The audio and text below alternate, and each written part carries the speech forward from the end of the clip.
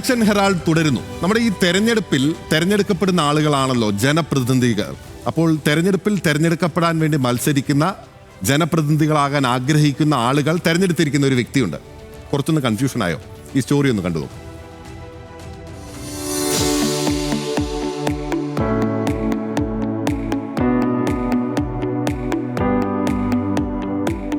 അരിവാൾ ചുറ്റിക നക്ഷത്രം, കൈപ്പത്തി, താമര, സ്വതന്ത്ര ചിഹ്നങ്ങൾ, സ്ഥാനാർത്ഥികളുടെ ചിത്രങ്ങൾ, അങ്ങനെ തെരഞ്ഞെടുപ്പ് പ്രചാരണത്തിനായുള്ള എന്തും ഇവിടെ ഓക്കെയാണ്.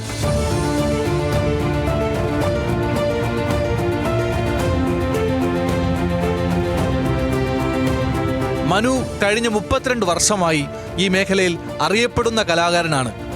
106 സ്ഥാനാർത്ഥികളുടെ ചിത്രങ്ങളാണ് വരച്ചു പൂർത്തിയാക്കുന്നത്.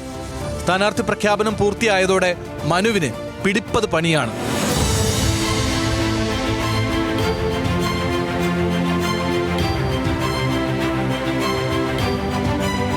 കഴിഞ്ഞ 30 വർഷക്കാലമായിട്ട് ഇങ്ങനെ ചിത്രകല അതുപോലെ ശില്പകല ഒക്കെ ചെയ്തുകൊണ്ട് പോകുന്ന ഒരു ചിത്രകാരനാണ് പന്തളത്തെ. അപ്പോൾ ഇത്ര ഒരു വേറിട്ട ഒരു കാഴ്ച ചെയ്യണം എന്നൊരു ഇതുണ്ടായിരുന്നു. അങ്ങനെ കുറേ ആൾക്കാരുടെയും ഒക്കെ ഒരു താല്പര്യപ്രകാരമാണ് ഇത്തരത്തിൽ നമ്മൾ ഒരു പ്രോഗ്രാം ചെയ്യുന്നത്.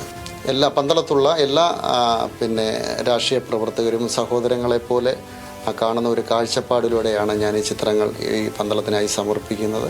വിവിധ കളർ പേനുകൾ വെച്ചാണ് ചിത്രീകരണം.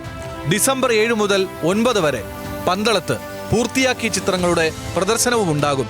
പ്രദർശനത്തിനു ശേഷം ചിത്രങ്ങൾ അതാത് സ്ഥാനാർത്ഥികൾക്ക് കൈമാറും. ന്യൂസ് മലയാളം, പത്തനംതിട്ട.